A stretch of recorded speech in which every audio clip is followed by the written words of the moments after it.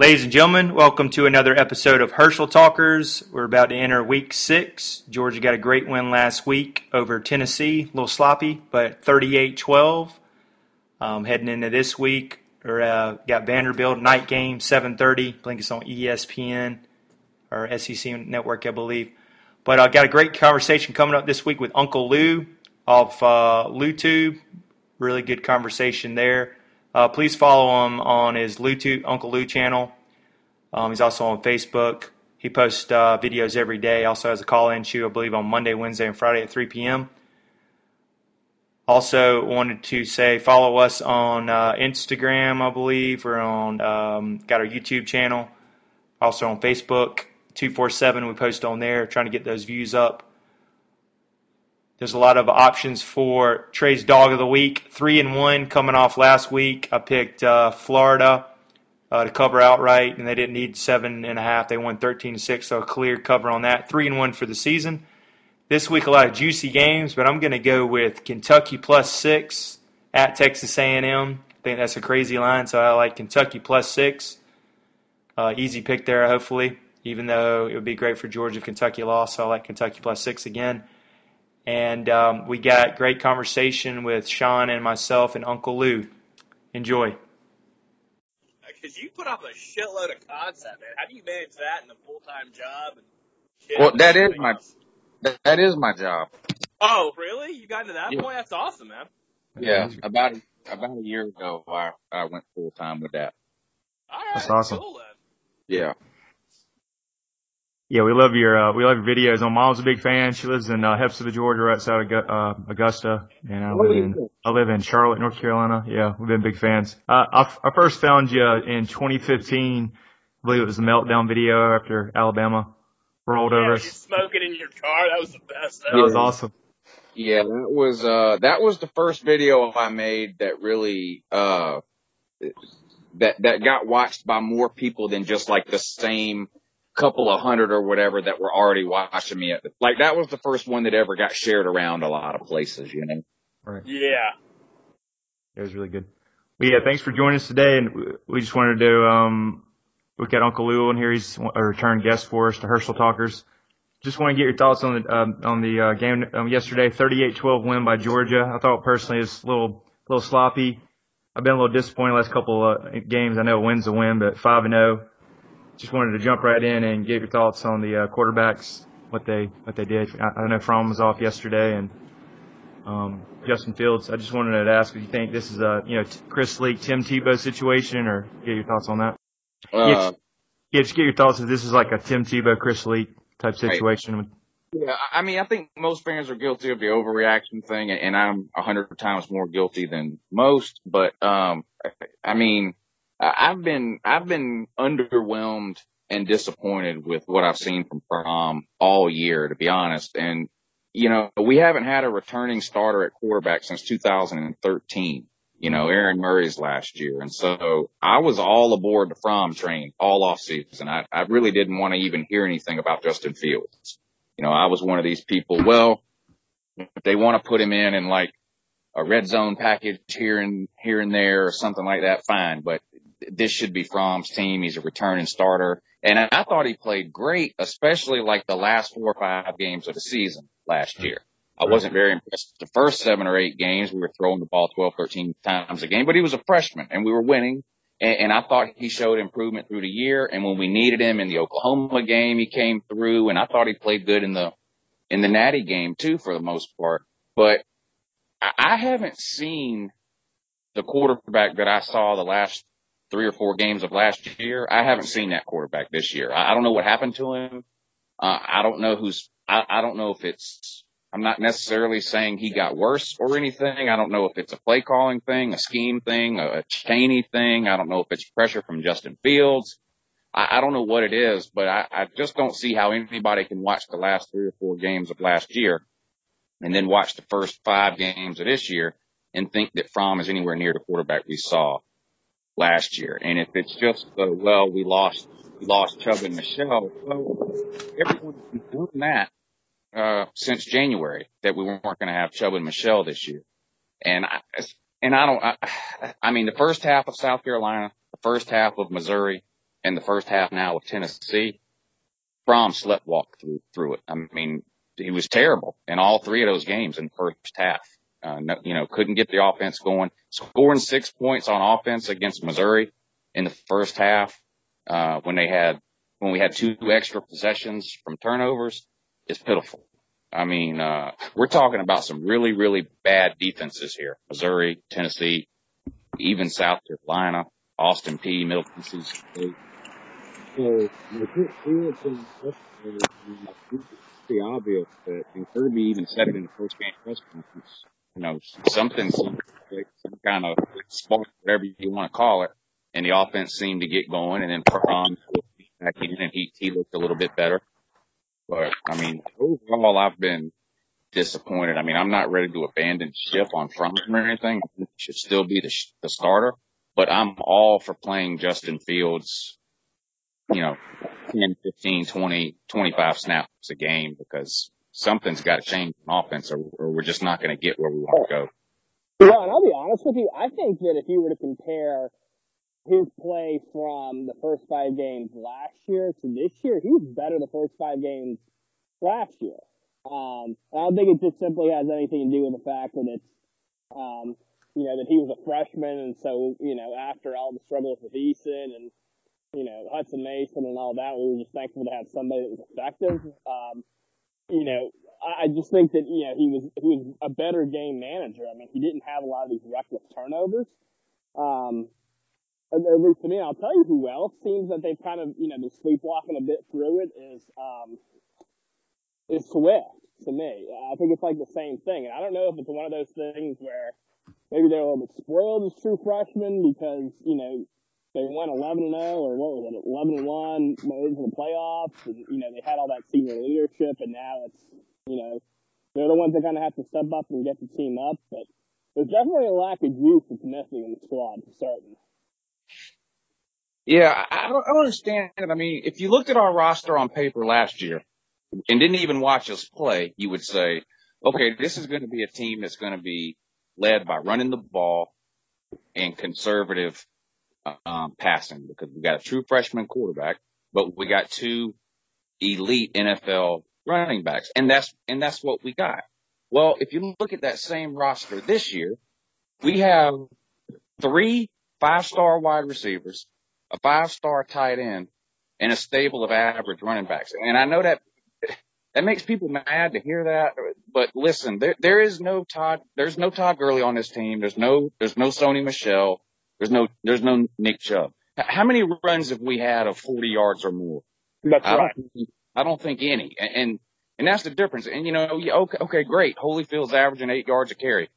That's awesome. Anybody that has a set of eyeballs and has ever watched Holyfield play, Sony Michel play, Nick Chubb, and Todd Gurley play, and tries to say that Holyfield is anywhere near that, they just don't know what they're talking about. That's right. And, or they're lying to themselves. Yeah. And I think it's great that Fromm is completing 72% of his passes, but I mean, come on, guys. Hitch routes, 4-yard curls, swing passes. I mean, this has got to change. I mean, whether it's fair or not is not the point, but you have to be looking at some other teams around the country. I mean, yeah, this is great that we're 5-0 and beat 5 terrible teams. I mean, not a single team we've played is anywhere near being even close to top 25. So it's great that we beat them and we're 5-0. That's great. If we had Mark Richt, we'd probably be 4-1 right now. So I'm not complaining there. But what I'm saying is you got to look down the road. At LSU, we either are going to have a grown-up passing game or we're not. I mean, it seems like Kirby is trying to win a national title the same way Nick Saban was winning national titles in 2009, 2010, 2011, and 2012. Problem is, I don't know if we can win a national title that way with the way college football is being played right now. I mean, well, I think maybe. Yeah, I mean, I just listen. Cole is great, and he's a slot receiver. I'm all for like these hitches and bubble screens and slants and even jet sweeps to him. I mean, get him the ball any way you can. But Terry Godwin is a 5-star, 4-year starter. Where is he? Where's Demetrius Robertson? And listen, I'm no Demetrius Robertson fan. I think the guy's a complete fool for all that crap he pulled back in 2016, and then even releasing commitment videos for his transfer and all that. I think that was ridiculous. But this guy can't even get on the field. It makes no sense to me. I don't understand it. Right. Well, and I feel like I'm surprised if you haven't at least seen those two on the field at the same time. Like, Godwin, to me, like, I get he's a 5-star. I always thought that he probably would have been a better defensive back than a wide receiver. He kind of ended up at wide up by necessity. But, like, I kind of feel like you should be able to get some package of Nico and Robertson out on the field at the same time, to stretch the field. And I don't know if it's that maybe Kirby knows that Fromm doesn't have that arm and he's just kind of doing what he has to do to get them through this. But, at some point, like, you're going to have to stretch the field. And so you got to get Fromm, or you got to get Fields ready. Yeah, because here's the thing. Last year, we were able to get a little bit going down the field, even against some good teams, because they had to put even Alabama had to put 8 people in the box early in that game. Because of Chubb and Michelle. There ain't nobody doing that to us this year. No one is putting 8 people in the box to stop Elijah Holyfield. That's not happening. So the passing game is going to have to become a whole lot more creative than it is. D-Rob, 0 catches. Godwin, what's he got, 5 or 6 catches? Maybe. Ridley's got maybe 7 or 8 catches. Holloman's got 6 or 7. I don't understand it. Don't even get me started on Isaac Nauta. I don't understand. He's a transfer. I don't understand. In 2016, he was one of the best tight ends in America. Now he's Georgia's 3rd best offensive tackle. I don't understand. No, I agree. There's just, I don't know if it's like the play calling or the scheme or whatever it is. It's almost like they were bored. Like last year to some of these guys, and again, this is all speculation. We're not in the locker room, but I almost feel like maybe they just kind of think it should be handed to them now, I hope that's not. I hope it's not. I hope the players don't feel that way. Because they really shouldn't. You got to go out and earn it. And getting back to the passing game, like, okay, if they feel like our passing game isn't where it needs to be to do those types of things, then it sure would be nice if we played a couple of games where we were up by 30 or 40 points and could experiment, wouldn't it? Yes. But what do? You send Justin Fields, which he's the future at quarterback. It's just a matter of time it's just a matter of when. But we're up 30 and 40 points. The way I see it, you should either be leaving Fromm in the game so he can learn how to throw the ball over the middle and down the field, or you should put Justin Fields in and let him sling the ball around. They don't do either. They take Fromm out at halftime of these blowouts and put Justin Fields in and make him hand the ball off 25 times. I don't get it. I hate to keep going back to Alabama, but the bottom line is, our season stops and ends the first Saturday in December. Anything we're doing now is not going to matter.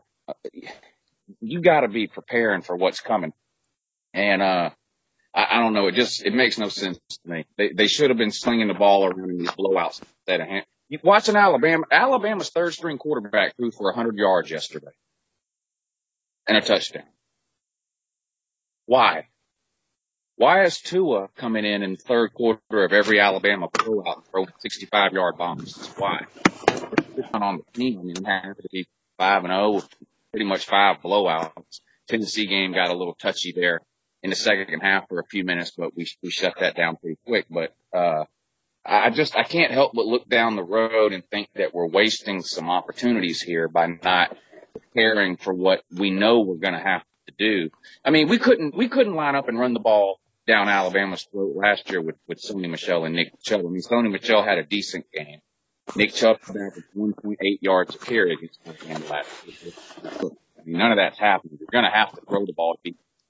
Name me the last team that beat Alabama without throwing for over 300 yards. I can't think of one. No, I can't either. Auburn beat them last year when they had half their defense was injured in the Iron Bowl. But like if you look at the Clemson game when Deshaun Watson beat them, Deshaun Watson threw for 410 yards in that game, and if he'd have thrown 405, Clemson would have lost. You're going to have to throw the ball. And it just seems like early in the season against all Middle State and Missouri and sorry teams would be a good opportunity to open that part of the offense up and see what we can do. I mean, I get it. They say that D-Rob can't block. And, Kirby, if you're going to play wide receiver for us, you got to be able to block. Okay, I understand that. Can we put D-Rob in on 3rd and long, then instead of running a draw to Brian Herring up the middle on 3rd and long? I mean, just things like that. It just, it doesn't make any sense to me. Yeah, I also had a question. So this is a conspiracy theory of me is, do you think, so I thought that switching the quarterbacks in 6 different times from what I read, do you think this had anything to do with earlier in the week with the whole Kelly Bryant issue, that it was in Kirby's head, like we got to keep Fields and, from, that we're going to switch him in and out and play him more. I just thought that was really weird. Putting him in 6 different times just completely messes up the rhythm. Well, I'm not naive enough to think that, like, there's no way Kirby didn't, think about that or anything. I mean, he hears the news just like everybody else does. Kind of a different situation at Clemson, though, with Bryant being a senior. And this is his last year of eligibility unless he redshirts.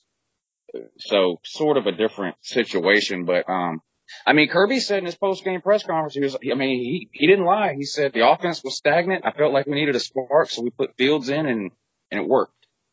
And I agree. I mean, the offense looked pretty bad there for a while, but you put Fields in, they move right down the field. Of course, then they take Fields out and let Fromm get the credit for the touchdown. But then they did the opposite in the second half. Fromm drove down the field, Fromm drove down the field, and then they took Fromm out and let Fields get the touchdown. But, I really haven't had I don't have a problem with how they used Fields yesterday, and I wish they would have used him like that in more games. Really, the Missouri game was the one that was a head scratcher to me. You send him in for one play. That's what I really don't get. If you're going to send him in, let him run a series. I mean, that's sending him in for one play and then bringing him out. I don't like that at all.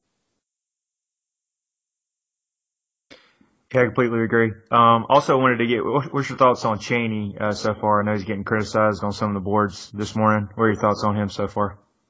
I've been one of Chaney's most vocal supporters his first 2 years because I said, well, let's give this guy the benefit of the doubt, because 2016, he had Eason, a freshman quarterback. That's going to limit any offensive coordinator. That's just reality. 2017, same thing. I said, well, Fromm, again, another freshman, just give him the benefit of the doubt. But it's hard to defend him this year. Little things, 3rd and 1, you run Brian Herring in the middle. Well, like, what are you doing? Like, it just makes no sense. Like, if nothing else, Holyfield is a bowling ball. There's nothing Holyfield likes more than hitting things. It's so funny to watch Holyfield when he runs, and if the offensive line opens up a big hole, he gets right through the hole. But then as soon as he gets through the hole, he looks for a defensive back and runs right into it. Yeah, it does. Right. It's like watching his dad, methodically get up on the inside of somebody when he boxes. Yeah.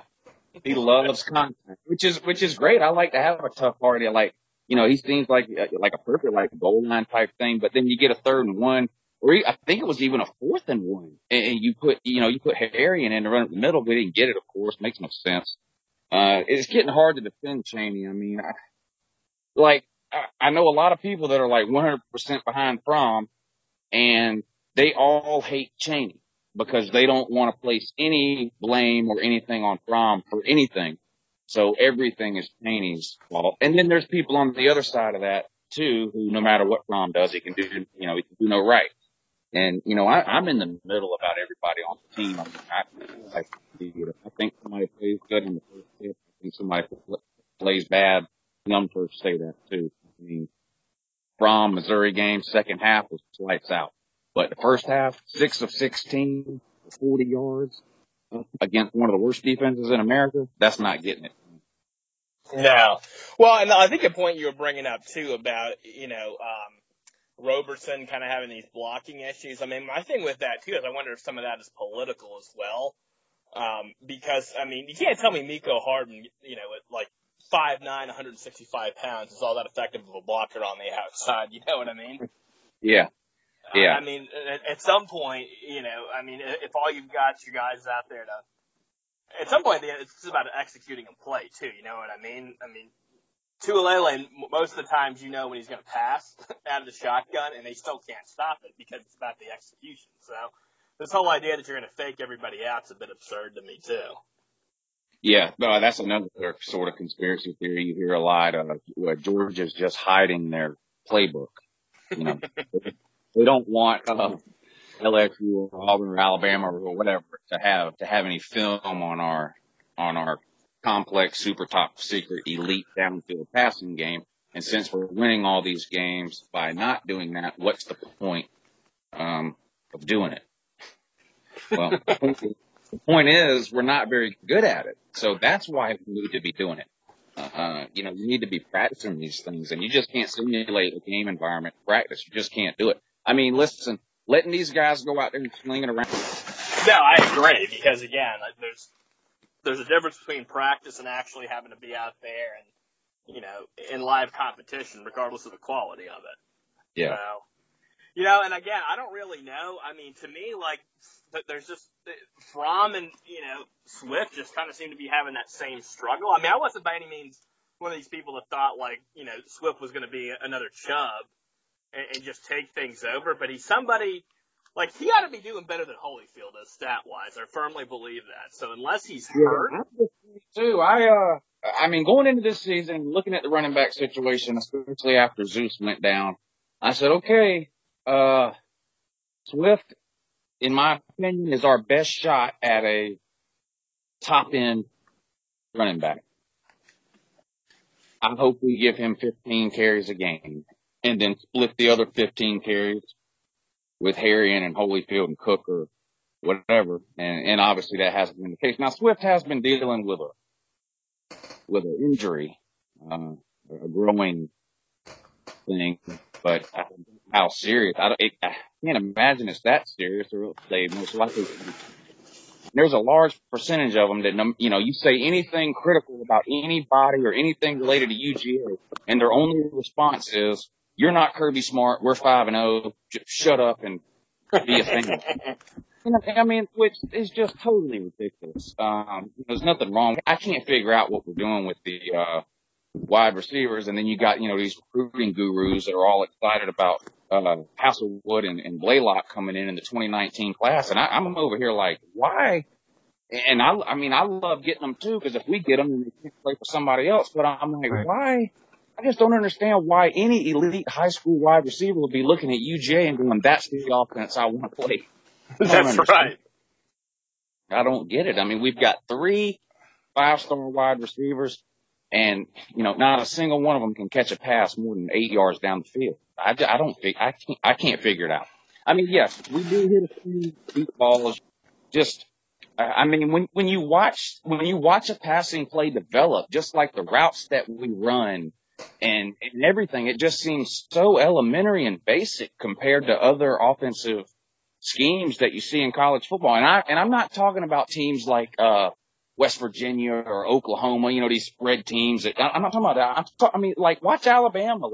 Alabama's got a huge offensive line, a power running game. I don't understand. I mean, the reality, if you're a Georgia fan, this is our reality right now. Alabama has a better offense right now than Oklahoma had last year.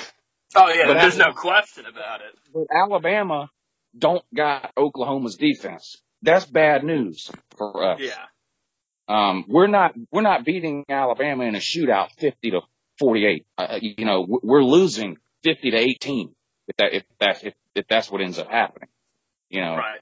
We got to figure out a way to score some points and keep up with Alabama, because what we've been doing right now, and forget Alabama. I mean, we got to go on the road to LSU in 2 weeks. Pop quiz.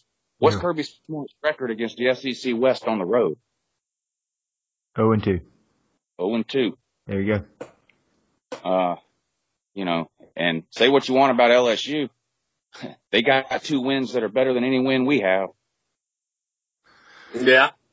Yeah, and then I think Kentucky's for real too. I'm scared about that one on the road at Lexington. They got a good defense. They'll strike you, and then you got Benny Snell's one of the best running backs in the SEC. So that one's looking at you too. That quarterback they got, I was down on him in the offseason. Not really down on him, but he had never taken a snap in Division I football before. He was recruited by Oregon to be a runaround guy. Didn't get the starting job, so transferred to a junior college, and of course now at Kentucky. But man, this guy, I've watched large portions of 2 or 3 Kentucky games this year. I watched a lot of the Kentucky-Florida game, then I watched a lot of Mississippi State and that guy's getting better every week. So it's not like it was 1 or 2 where you look at Kentucky and go, well, if we can shut down Benny Snell, this quarterback's getting better too. Because here's the thing about Kirby. I trust Kirby and Mel to look at an offense and go, okay, what do we want to take away? And then take that away. Almost no matter how good a team is at it. I think Kirby and Mel can take something away.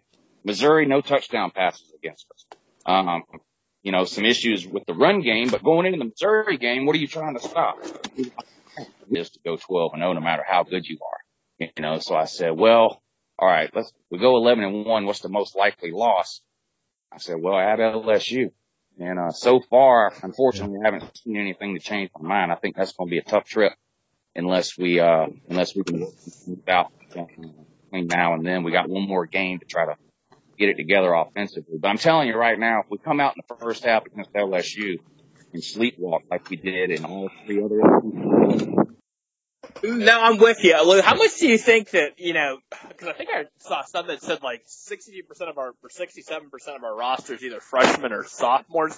Do you think any of that contributes to some of this? Yeah, I think like the leadership issue, and this is something Kirby talks about a lot in his post-game press conferences too. Going into the season last year and then all season long, there was no questions or concerns about who the leaders were, where the leadership was coming from, anything like that. It was Chubb and Michelle on the offense, and it was Roquan on the defense. They were, they were veteran players. They had been around, and going into this year, you really didn't have anybody like that on either side of the ball. You had some veteran guys like Godwin, but how vocal is he really, like as a leader type thing? Not doesn't seem to be that much to me. But then I said, well, quarterback's a natural sort of leader. So with Fromm just being his second year, take over that leadership role. Defense, though, different story altogether. Obviously DeAndre Baker and DeAndre Walker are the 2 best players on defense. But I think the inexperience and the youth and not having those veteran guys, I think that does have some effect. From what you've seen of Mullen now, it seems like he's kind of rallied from Kentucky. How would you kind of rate what he's done so far at Florida? I was surprised they lost to Kentucky. Because I had penciled that in as a win for Mullen.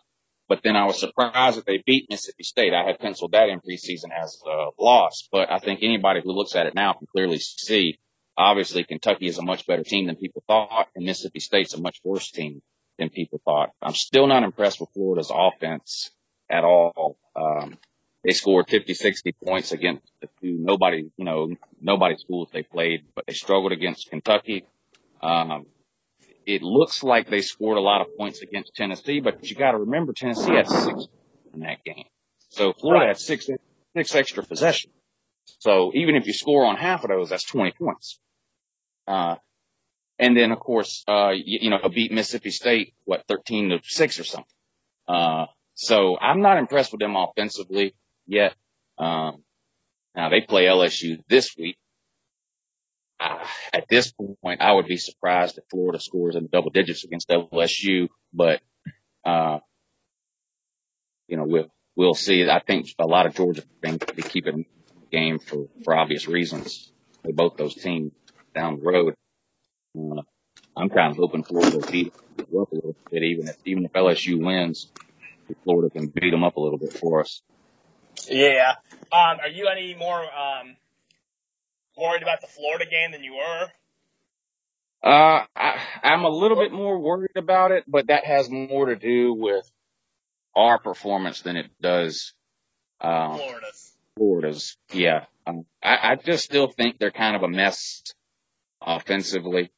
And right now, I don't see any way Florida scores more than 17 to 20 points on us. I would be surprised. And hopefully by that time in the year, our offense will be, if our offense is even just a little bit better than it is now, then I wouldn't imagine that game would even be, close. By that, I mean, at least 10 to 14 point win somewhere in that range. I would put that as like fourth on my list right now in terms of toughest games remaining. Out of LSU, I think it's the toughest. And then, toss up, I think right now between on the road at Kentucky and home against Auburn. And then I would put the Florida game after that. Yeah. And I don't know maybe it's because Kirby's an alumni, and he was part of that upset with Champ and them, and I guess it was 97. I feel like if there's one game to me that like you're going to see us come out and perform well, and it's going to be that Florida game, just because I think Kirby intimately understands how important it is for the university and the football program. I mean, to be honest, if we're honest with ourselves, I mean, obviously, we're ready for that national title, but I think if we could go, if you had a 10-2 year, and you can beat Florida, I mean, I think that's, it's going to be a satisfying, season more times than not. You know what I mean? Yeah, well, if we go 10-2 and win the East and are somewhat competitive, at least in the SEC championship game, then I think most people, after a week or so of crying, in the end, I think would be okay with that. If we go 10-2 and Kentucky wins the East, no, people are not going to be happy with that. No, agree. And I think probably I was trying to speak more generally. Obviously not this year. I think for this year, I think most people, if we don't win the East, it's going to be seen as a disappointing year. And I still think rightfully so, because at least to me, even as good as Kentucky is playing, and as much as Fromm is kind of struggling, there's still enough horses there that we really don't have an excuse to me not to win the East. It's just not there. Unless if you get, a string of injuries that happen. Yeah. Yeah. I mean, I still think we'll win the East. I mean, to me, I'm the most pessimistic. Well, not pessimistic. That's the wrong word. Because I think we'll win the East, but I'm so overly critical, and I'm just like that sort of in general as a person, but then just add 15 years of Mark Richt on top of that, and it's just been a habit that's hard for me to break. Like, I always just, I'm like, okay, what's the worst that could happen? Okay, that's probably what's going to happen. So I just get overly critical, like the whole thing with Fromm. I mean, listen, Fromm's not Rick will do that to you. You know what I mean? Part of my problem with Fromm, I created myself by building up, I think, so much expectations of him in my head this offseason. This is why I was so pro Eason last year. I wanted a returning starter at quarterback so bad. I was so tired of, changing quarterbacks every single year. And it wasn't our fault there for a few years. Well, it was recruiting fault. We went from Murray to Mason to Lambert, to Eason. And then I was like, okay, finally a returning starter in Eason. He goes down in the first game. I'm like, oh my God, here we go again. But then Fromm came in and played way better than I thought he would off the jump. And then like I mentioned before, got better as the season went along. And the way the season ended with him was on a high note as far as his performance in the last 3 or 4 games. And so I just built this thing up in my head like, okay, this is it. We got a returning starter at quarterback. We got all these 5-star wide receivers. Like, this is going to be the year we're going to finally have a true balanced attack on offense. People won't be able to put 8 people in the box. They're going to have to respect our ability over the middle and deep and all this kind of stuff. And it just hasn't come to fruition for whatever reason. Yeah, no, I agree. And I think, I still think we're headed, from where we've been in the past. I think at least our trajectory is right, so to speak. Although I know that's, people got fed that line a lot with the Rick era. I think the difference is here is there's some merit there. It's just we got to get that quarterback situation figured out. And look around and I have to be reminded of this from time to time by other people to sort of keep my head from exploding. But I mean, look at Clemson. I mean, they almost lost twice already this year. On the road at A&M, a 2-point conversion away from being tied. Ohio State. A scare from Syracuse. Ohio State. Oklahoma almost lost to Army. So it's not like, it's not like we beat Missouri on a last second field goal, but I latch on to these things and I just, I'm always looking down the road and I'm like, man, if we'd have done this against such and such team. And, the reality is whatever I think about Alabama one way or the other, we're going to be a totally different team when we would play them in December than we are now anyway. We're going to get better each and every week and all that kind of stuff. And I know that when I sit down and breathe and think calm and rationally about it. The problem is I'm a football fan. Fan is short for fanatic.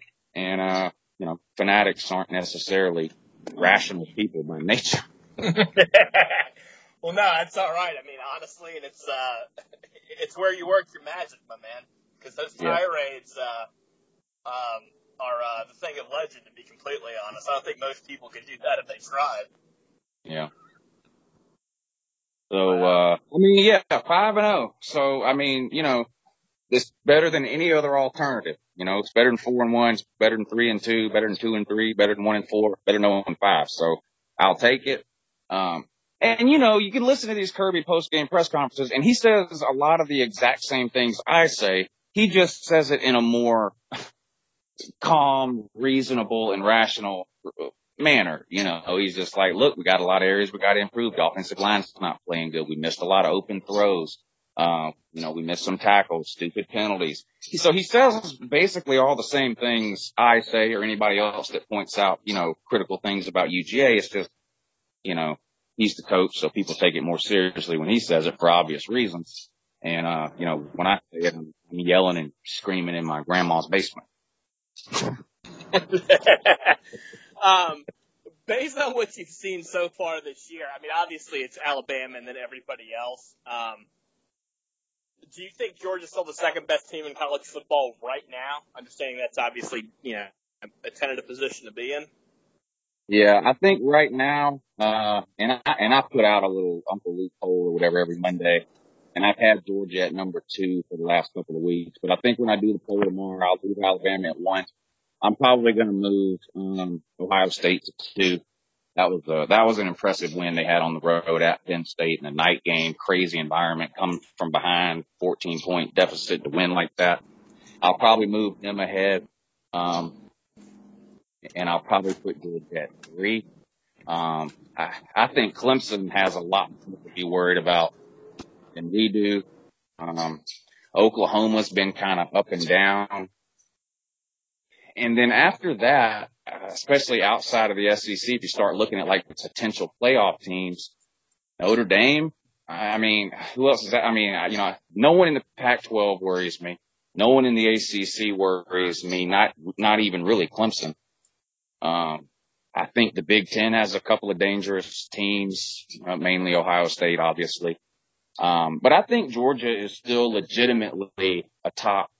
Even people who hate Georgia, I think would have to have them right now in the top 4 or 5. I just don't see how you can not. I don't see how you can look at Clemson and say that they're definitely better than Georgia or Penn State or Notre Dame or Washington or whatever. There may be some arguments in favor of those teams, but I don't think anybody could say definitively that there's 4 or 5 teams better than Georgia.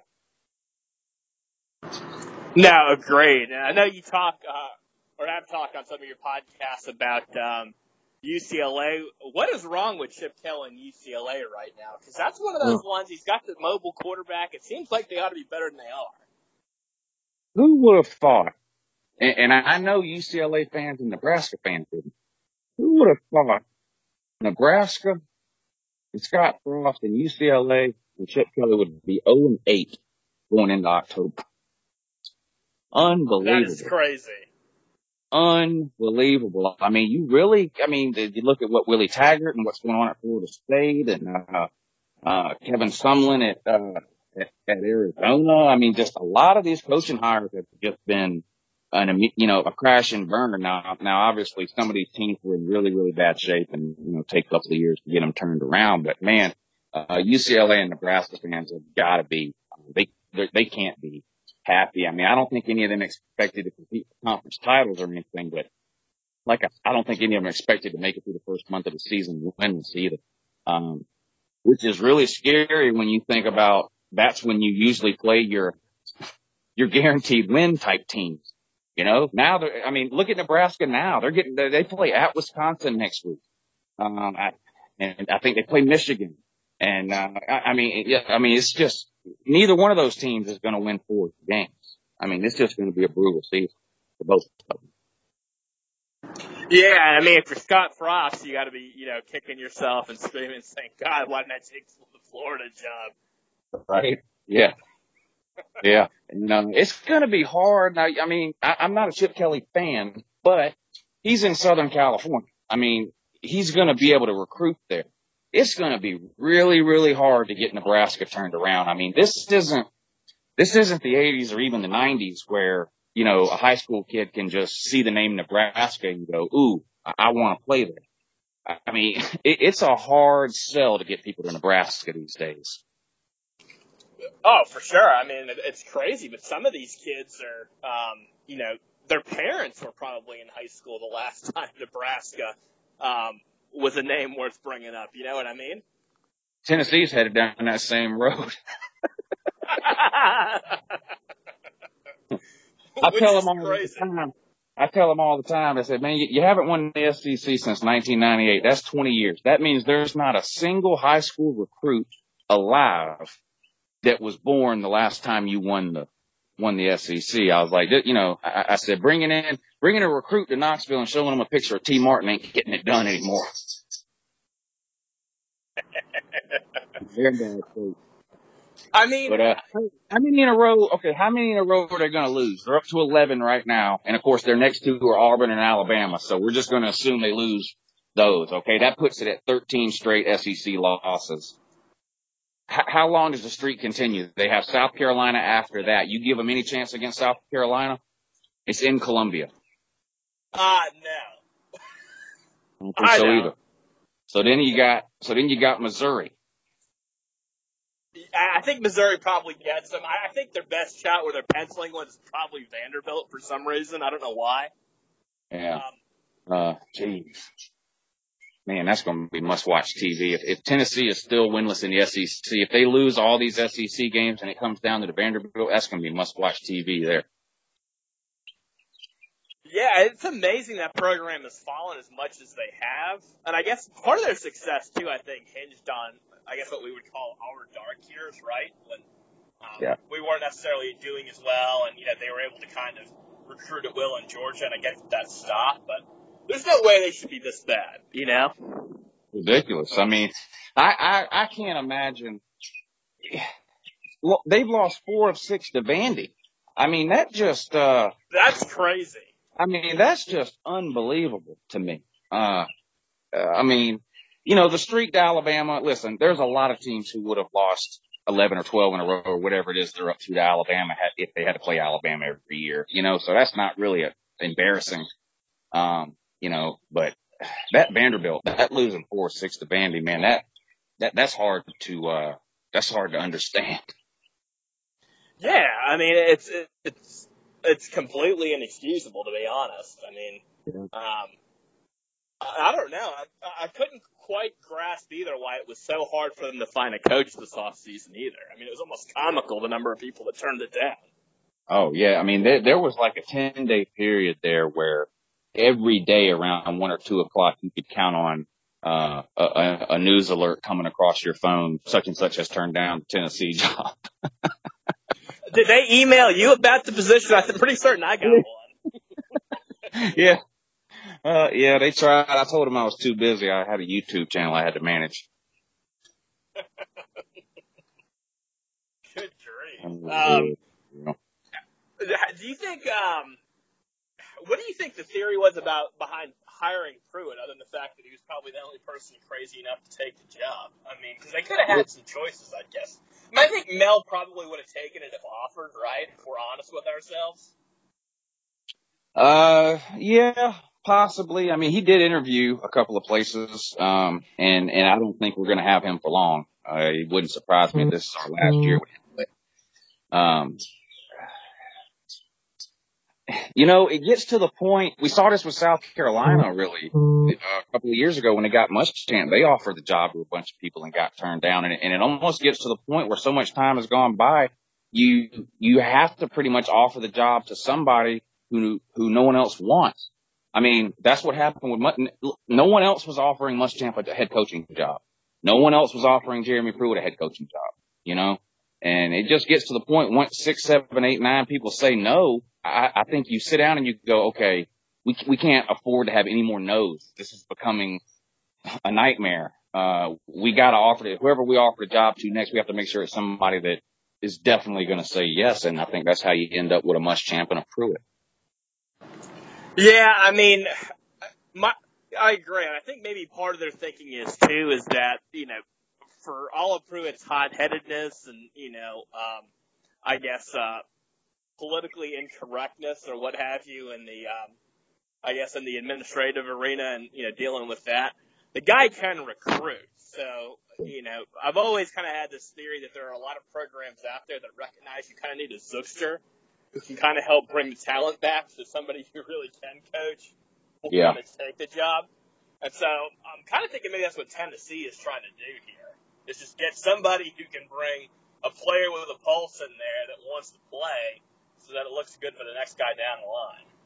Yeah, because I haven't checked the rankings, probably in the last 2 or 3 weeks, but all summer long, Tennessee was ahead of Florida, recruiting for 2019. And to me, that was crazy to me because obviously Florida has all the built-in advantages of being in Florida, and Mullen head coaching experience you'd think would be more of a draw than something like a Jeremy Pruitt was at Tennessee, but Tennessee was ahead of Florida in the 2019 rankings all summer long. I said I haven't checked the last couple of weeks, so maybe that's but if nothing else, like you said, he exceeded my expectations for putting together this team. Yeah. Yeah, now obviously the product on the program leaves a lot to be desired. I'll tell you the funniest thing I saw, and even my wife was laughing at this.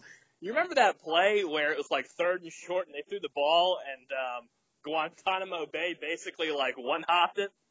Yeah. To be outside. I mean, honestly, do you really get any lower as a football program when your quarterback one-hops a 3rd and short? The only thing I can think of that could be more embarrassing than that is if you went through an entire game and you had more punt attempts than you had possessions. And I think Tennessee was the first to accomplish that on Saturday. Wow. But because you remember they had 2 punts. They had one punt where they had to punt it 3 times before they got it right. Oh, yeah. Penalties. I mean, they had offsides twice in a row on the same punt. So that was 3 punts right there. And then the punt before that, same thing, offsides. So they had 5 punts on 2 possessions. And I don't really think they ended up having more punts than possessions. But up until like midway through the 4th quarter, they had more punts than possessions in that game. And that's, you know, that's just I mean, it's like the bad news bears. It's just like it's like what is it, Murphy's Law or whatever? Anything that can and will go wrong will. And that's what it looked like. I mean, Fromm fumbles the ball for no reason. Isaac Nauta happens to be standing there who just missed the block that caused the fumble. The ball bounces right into Isaac Nauta's hands. He runs 30 yards for a touchdown. I mean, that wouldn't happen against any other team but Tennessee. That's it. Yeah, it's like the reverse fumble Rooski almost. Yeah. Yeah, I mean, I don't know. I mean, I feel bad for those fans. They're in for I think, a long, hard couple of seasons. You know. Oh, I mean, and back to this coaching thing real quick, because I don't want to leave the Razorbacks out, but Chad Morris not off to a good start either, is it? no, God, no. But I mean, I'm still a little confused as to why he even took that job. I mean, I hate to sound snotist or elitist, or maybe it's just my inherent laziness, but if it's me, I would almost rather keep like a job like a Southern Methodist and being a hotbed state where, you're not getting like the top players, but, you're going to get some, pretty good under the radar guys and not have to work that hard for them, as opposed to going to probably the most boring state in the union in Arkansas. I mean, that place is just awful. It takes some real guts to take a head coaching job at the worst school in the best division in college football. That's right. Or an extra chromosome. That is, that's really having some serious confidence in yourself to say, I'm willing to take on this Arkansas project and compete against Alabama, Auburn, LSU, and Jimbo Fisher in Texas A&M. That's crazy. Good luck, sir. Yeah, jeez Louise. Not only that, I know that Arkansas has been running this 3 yards in a cloud of dust offense with Brett Bielema for the last 5 years with 450-pound linemen that can't move. But as soon as I get to Fayetteville, I'm installing a 5 wide receiver spread set. Players who have never caught a pass or run any type of real offense run this thing year one and get beat by North Texas.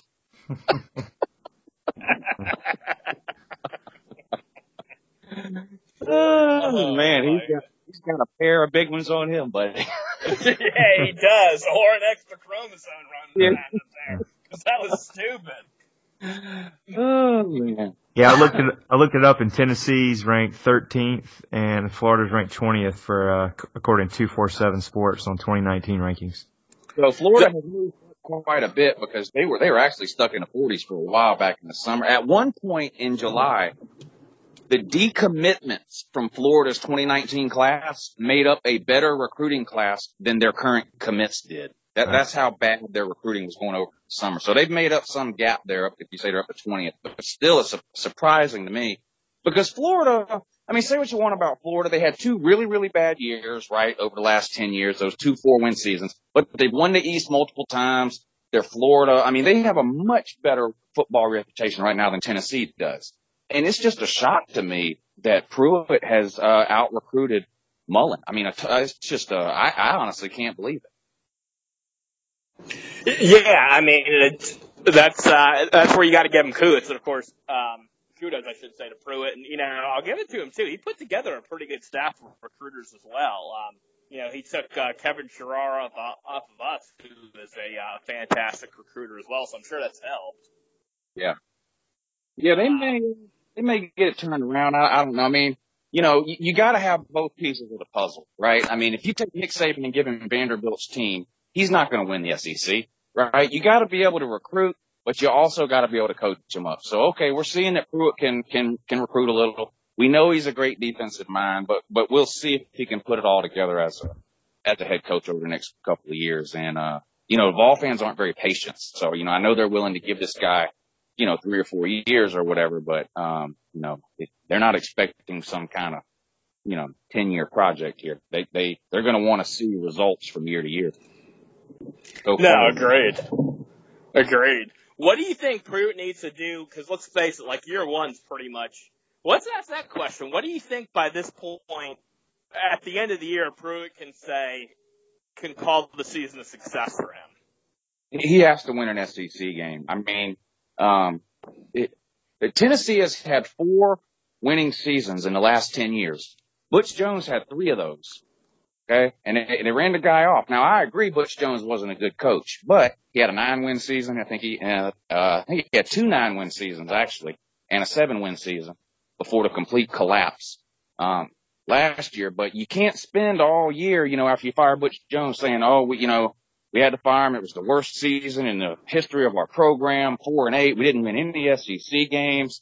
Butch Jones could recruit. He just couldn't coach up the talent. Well, then Pruitt should be able to improve on that then. Cause there is some talent that Tennessee is not the least talented team in the SEC. I don't believe that for a minute. So if they go through this year 0-8 in the SEC, it's possible if they go 0-8 in the SEC, they're going to have a worse overall record than last year too, because Butch Jones went undefeated in the non-con last year, 4-0, and then lost 8 SEC games and finished 4-8. Pruitt's already lost, of course, to West Virginia. So if he loses all 8 SEC games, you're looking at a 3-9 season. So then what does Tennessee say? I mean, there wouldn't be much to be hopeful about if they end up 0-8 in the SEC again. They got to have that win. No, great. And I think, too, the other thing for him that he's got to do to get successful is I honestly think he needs to get a quarterback in there, like that gives him a chance to win. Yeah. Because, I mean, honestly, the kid he's got now is just not going to do it, being realistic. So, I mean, if he can win an SEC game, I think get a quarterback, maybe have if he can get top 10 recruiting class, I mean, to me, that's a home run for Tennessee because your program was so awful. To me, it was harder to get lower for the once vaunted volunteer nation than it was after they fired Lyle and got turned down by everybody and their grandmother. Yeah. So I think that if he can do that and start to rebuild their talent, that gives them some hope. What about Bobo? He's gonna coach himself out of a job, ain't he? He is. Well, and here's the thing. Let's just say that he's available in the off season, and you are Kirby. Yes. Lou. Yeah. You are Kirby. Are you making that call to bring Bobo and his 26 kids and wife back to Athens? Would trade Chaney for Bobo in a heartbeat. Agreed. In a heartbeat.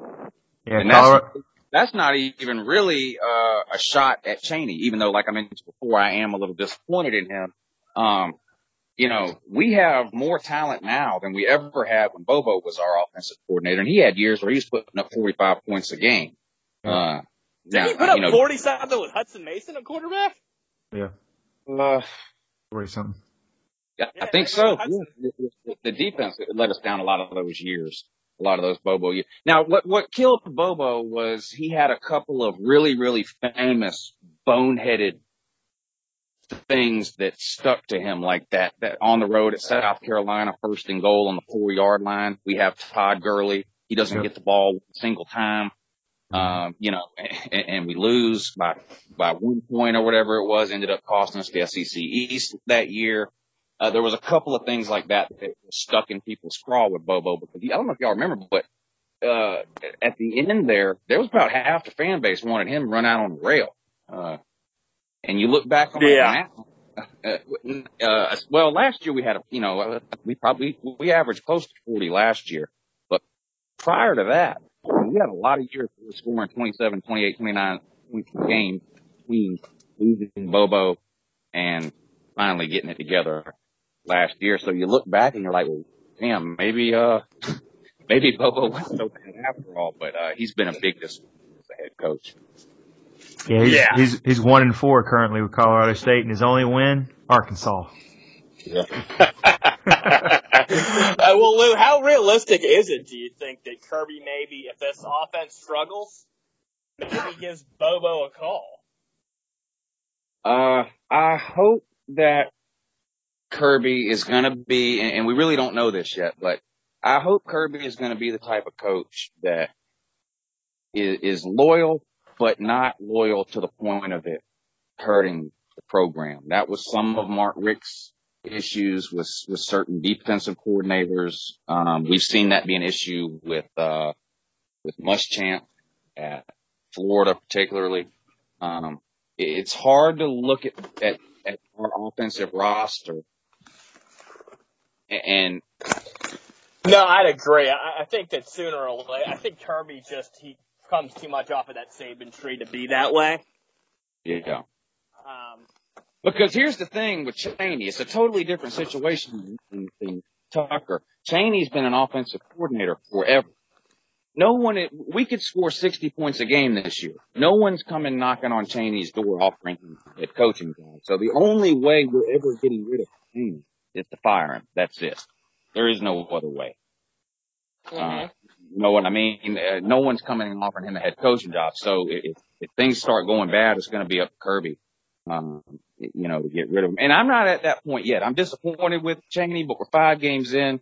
Let's see what happens. We got the LSU game coming up, and then we got a tough stretch down the road with Florida, Kentucky.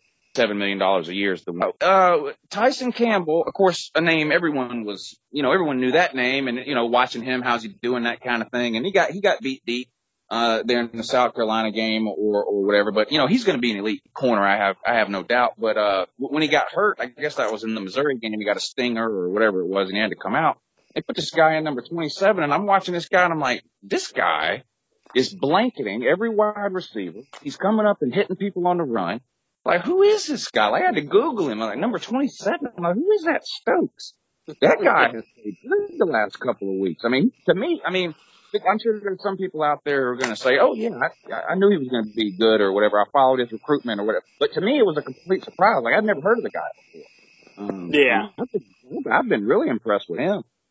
Well, and I remembered who he was because it was, it seemed like it was that year that Kirby was just so desperate for cornerbacks. He kind of took, a gamble because I think Stokes was a high school running back coming out, and I was just like, well, I guess he's just, kind of like Pro, just trying to get some athletes out there. But Kirby said he's worked hard from the day one that he's come in there, and the results are starting to pay off finally for him. So yeah, because you see him out there playing at a high level, and I'm sitting in my chair scratching my head, going, now where's D'Angelo Gibbs now?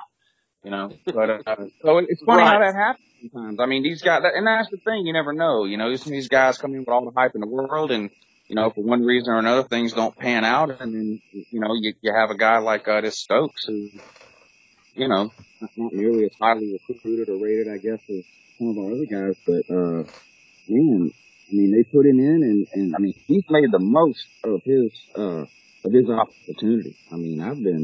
I thought he played great so far. Indeed, yeah. I'll say this, for whatever people want to say about Bama and they're great, I still think our secondary is better than theirs, honestly. Oh, no.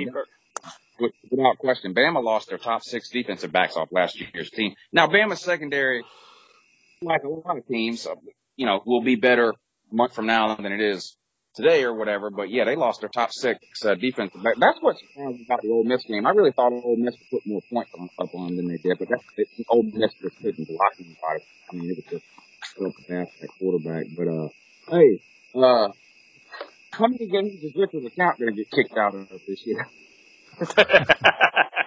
He's going to cut somebody in half. Ain't that dude, man? Oh, yeah. He's 15 too late, man. We needed him. He's Thomas Davis reincarnated. Isn't he? Oh, yeah. We haven't had anybody like him since Thomas Davis. Thomas Davis and Greg Blue are the most recent 2 we've had like him. This guy, he's looking to kill people out there. Well, maybe Sean Williams you could put in that mold, but yeah, other than that, like Sean Williams and those guys were pretty much it. Yeah. He's fun to watch that Richard LeCount. And you can tell Kirby really likes him too, because Kirby talks about him in every single press conference. Now it's never anything good. You know how That's Kirby right. is. That's right. I had to explain this to my son last junior. He plays soccer. And he's been playing for 5 or 6 years now, and I'm going to brag a little bit on my son for a minute, but I promise it has to do with him out here. But he's been pretty good at soccer. He's been one of the best 2 or 3 players on his team every single year. And he's finally at the age now where the coaches coach to win. It's no more this, raise your hand if you want to play goalie for the next 5 minutes. Okay, little Johnny, your turn to go. No, you really, you playing to win now. And the coach is really, really hard on me. Really hard on me. And Alex, he's never had that before. And I had to have a talk with him on the ride home from the second or third practice. And I said, he's doing that because he sees the potential that you have. Like, he's not going to waste his time trying to coach up some dirt drawer who's only out here because his parents are making him play. He sees that you're good, and he wants to make you better, and that's why he's sort of doing. And you can see Kirby doing that with Richard LeCount. At least that's what it looks like. I mean, Agreed. Something Richard LeCount did wrong. Now, he always brings it back around to, he works real hard in practice, and, we were happy with a lot of the plays he made, blah, blah, blah, but it always starts off with something he did. And I think Kirby really likes him. I think he's going to be a good one. Well, and wasn't Kirby that way, too, with Roquan before the start of last year? Yeah. Yep. Yeah, very similar. Very similar. You know who else? I'm just going off on all this is like stream of consciousness here now. J.R. Reed. Now, he's been out of position a time or two this year. Missouri game, I think it was. Anyway, doesn't matter. This is another guy, to me, almost all the time. Just seems like he's always in the right place at the right time. It reminds me of, what was that guy we got in Kirby's first year? He came over, transferred from Alabama and came over and played. Yeah. Oh, Mo Smith? Yeah, Marty Smith. He reminds me a lot of that guy. Never leads the team in interceptions or tackles or, not the biggest guy, not the fastest guy, probably never going to play in the NFL, whatever. But, I don't know. It just seems like he's always around. I don't know. I love our defensive backfield. I'm not worried at all. DeAndre, we didn't even mention him. I mean, he shuts down half the field, He really does. Yeah. That guy's amazing. Amazing. Yeah. Good. I couldn't believe how he shut Debo down. I couldn't believe it. You put Deion Sanders on Jerry Rice. Jerry Rice is going to catch some balls. Mm-hmm. You know what I mean? And I'm not comparing Baker to Deion or Debo to Jerry Rice, but I'm saying you put good on good.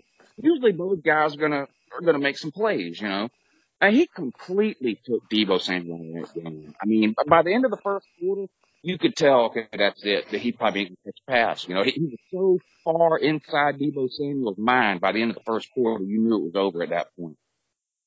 Mm-hmm. He shut down that Emmanuel Hall too for Missouri. Yeah. And going back to the title game last year, Riley Ridley was the best Ridley receiver in that game. I mean, he shut Calvin Ridley down. And look what Calvin Ridley's doing for the Falcons.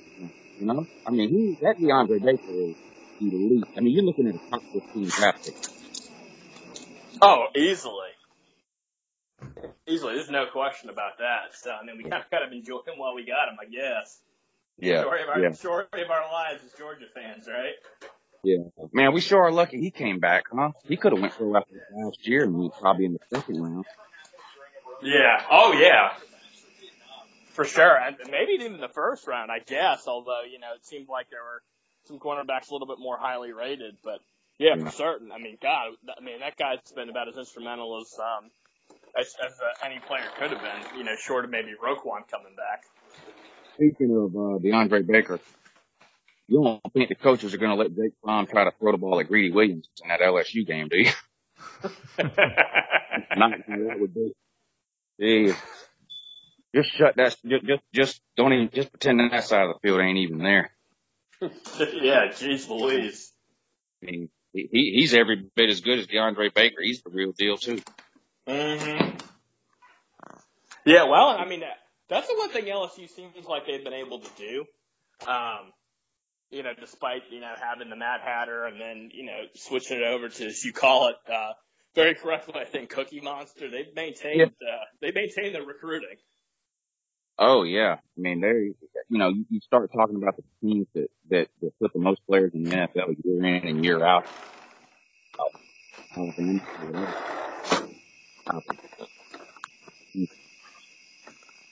So. All right, well, we really appreciate you taking time. I know we went a little over, but thanks for taking the time to talk to us today. It was an awesome conversation. Yeah, I appreciate y'all having me on, and I don't know, let's get through a few more games, see how we look. Maybe we'll do it again. Yes, sir. There we go. We'll look forward to your videos next week. All right, y'all take it easy. All right, thank you. Have a good night. All right, see you. Bye.